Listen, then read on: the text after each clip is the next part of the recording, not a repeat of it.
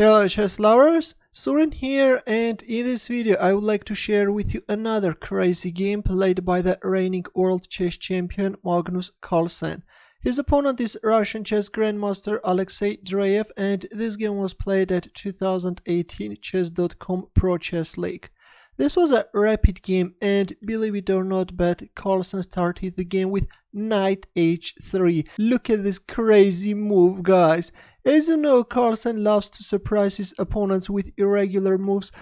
Previously, I have published games where he started with a3 or a4, but this time knight h3 is on the board, and what is more interesting, his opponent's response was also hilarious. Knight h6 is on the board.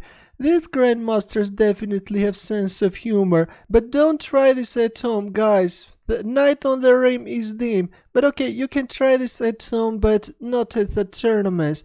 f4 by Carlsen, he's transforming the game into bird's opening, d5, knight f2, knight g4, and e3. Look at this, guys. Carlsen is allowing knight takes f2 and king takes f2. The world chess champion definitely knows how to have fun. c5, b3. Carlsen proceeds with the standard development in bird opening, knight c6, bishop b5, bishop d7, bishop b2, a6, bishop d3. White bishops are starting to eyeball at black's king side, and here if black tries to castle king's side, then this can actually be very dangerous. Queen c7, not the best move. Actually, d4 looks more ambitious. If rook f1, then g6, preparing to flank to the dark squared bishop. But in the game after bishop d3, we see queen c7, knight c3, e6, queen h5. Carlsen is placing his pieces on very active squares. Bishop e7, rook f1. Now white will castle by hand. King g1 is on the board, knight b4, rook c1.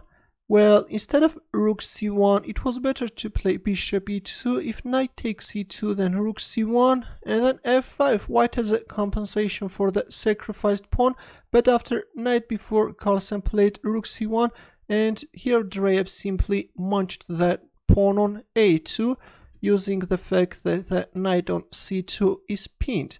Rook e1, and the knight retreats back. f5 is on the board. Carlsen wants to organize an attack, but black is keeping the center closed. e5, now comes e4 and c4.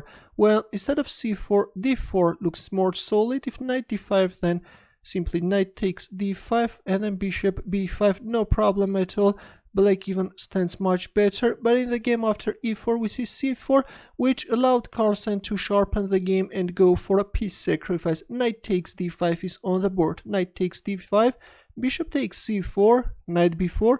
Of course, here Carlsen could also capture on f7, but he first kicked away black knight, and only after knight c6 he won the pawn on f7. White queen is penetrating black's camp, but still black's position looks solid. King d8, bishop a3.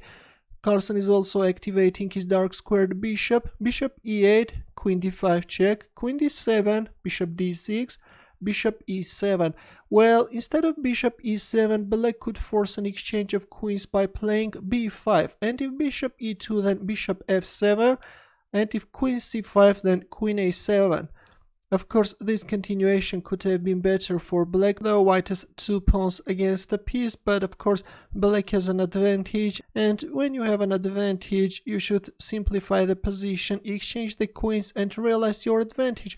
But Dreev missed his chance, and after bishop d6 played bishop e7. Now comes bishop takes e7 check, king takes e7, queen c5 check. Of course, Carlsen is avoiding the exchange of queens. Queen d6, queen b6, bishop d7, and d4. White wants to open up the center of the board and target black king. Queen a5, knight c6, queen a2, king d8. Meanwhile, black is looking for a safe shelter for his king. King c7, queen f2, rook d8, b4, rook f8, b5. White pawns are marching forward to create problems for black. A takes b5, bishop takes b5, g6, and f6. White managed to gain a powerful passed pawn on f6 square. King b8.